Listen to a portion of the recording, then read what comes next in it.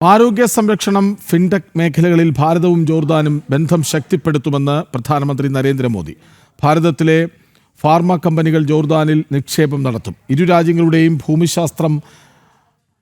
ഭൂമിശാസ്ത്രപരമായ സാധ്യതകൾ പുരോഗതിയുടെ ഹബ്ബായി പ്രയോജനപ്പെടുത്താൻ പദ്ധതികൾ ആവിഷ്കരിച്ചിരിക്കുകയാണെന്നും പ്രധാനമന്ത്രി പറഞ്ഞു. ഇന്ത്യ ജോർദാൻ ബിസിനസ് മീറ്റിലാണ് പ്രധാനമന്ത്രി ഇക്കാര്യങ്ങൾ വ്യക്തമാക്കിയത്.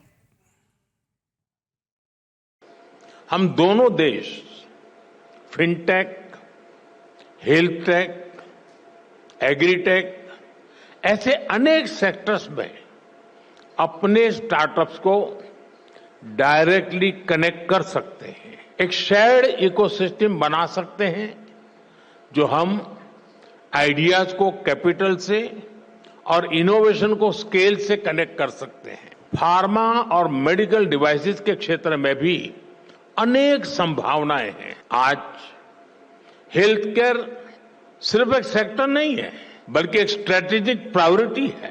जॉर्डन में भारतीय कंपनियां मेडिसिन बनाएं, मेडिकल डिवाइस बनाएं, इससे जॉर्डन के लोगों को तो फायदा होगा ही, वेस्ट एशिया और अफ्रीका के लिए भी जॉर्डन एक रिलायबल हब बन सकता है.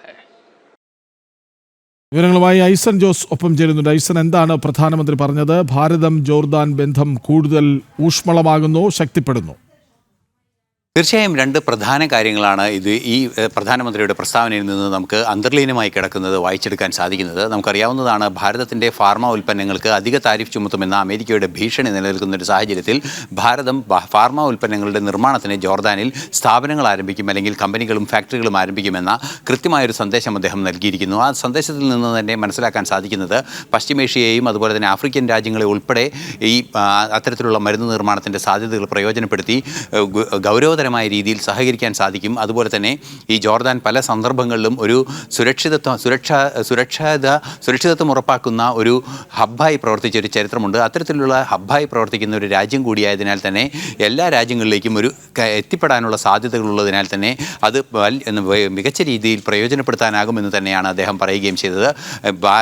ഭാരതത്തിൻ്റെ കമ്പനികൾ ജോർദാനിൽ ഉൽപ്പാദിപ്പിക്കുന്ന ഉൽപ്പന്നങ്ങൾ, മരുന്നുൽപ്പന്നങ്ങൾ പാശ്ചാത്യ രാജ്യങ്ങളിലേക്കും അതുപോലെ തന്നെ പാശ്ചാത്യ രാജ്യങ്ങൾക്കുപരിയായി പശ്ചിമേഷ്യൻ രാജ്യങ്ങളിലേക്കും അതുപോലെ തന്നെ ആഫ്രിക്കയിലേക്കും എത്തിക്കുന്നതിനുള്ള സാധ്യതകൾ ഉണ്ടാകുന്നു. അത് വലിയ രീതിയിൽ പ്രയോജനം ചെയ്യുമെന്ന് അദ്ദേഹം അറിയിച്ചതിന് പിന്നാലെ ഭീകരതയ്ക്കെതിരായ നിലപാടുകൾ സ്വീകരിക്കുന്നത് സംബന്ധിച്ച സൂചനകൾ അദ്ദേഹം നൽകുകയുണ്ടായി. മറ്റൊരു പ്രധാന വിഷയം എടുത്തു പറഞ്ഞത് കാർഷിക രംഗത്തെ സഹകരണമാണ്. കാർഷിക രംഗത്തെ സഹകരണം സംബന്ധിച്ച് കാർഷിക രംഗത്ത് സാങ്കേതിക വിദ്യ കൈമാറുന്നതിനും വിത്തുൽപ്പന്നങ്ങളുടെ കൈമാറ്റം നടത്തുന്നതിനും സാങ്കേതിക വിദ്യയുടെയും കാർഷിക രംഗത്തെ പുരോഗതിക്ക് ഒരുമിച്ച് പ്രവർത്തിക്കുന്നതിനുമുള്ള നീക്കങ്ങൾ നടത്തുമെന്ന് കൃത്യമായി പ്രധാനമന്ത്രി പറയുന്നുണ്ട്. ഇന്ത്യ ജോർദാൻ ബിസിനസ് മീറ്റിലാണ് പ്രധാനമന്ത്രി ഇക്കാര്യങ്ങളെല്ലാം അറിയിച്ചത് എന്നതാണ് ഏറ്റവും പ്രാധാന്യത്തോടെ നോക്കിക്കാണേണ്ടത്. പ്രധാനമന്ത്രി അബ്ദുള്ള രാജാവുമായി, അതായത് ജോർദാൻ രാജാവുമായുള്ള കൂടിക്കാഴ്ച നടത്തിയിരുന്നു. ജോർദാൻ പ്രധാനമന്ത്രി കൂടിക്കാഴ്ച നടത്തിയിരുന്നു. ഈ കൂടിക്കാഴ്ചകളിലെല്ലാം തന്നെ ഇക്കാര്യങ്ങൾ വ്യക്തമാക്കിയതായും അദ്ദേഹം പറഞ്ഞു. നേരത്തെ നമ്മൾ സൂചിപ്പിച്ചതുപോലെ ഒമാനിലേക്കും എത്യോപ്യയിലേക്കുമുള്ള യാത്രയുടെ ആ പദ്ധതിയുടെ ആദ്യഘട്ടത്തിലാണ് ജോർദാനിലെത്തിയത്. ജോർദാനിൽ വളരെ ഊഷ്മളമായൊരു സ്വീകരണവും പ്രധാനമന്ത്രിക്ക് ലഭിക്കുകയും ചെയ്തിരുന്നു. കൃഷ്ണരാജ്. യെസ്, വിവരങ്ങൾ നൽകുകയായിരുന്നു ഐസൻ ജോസ്.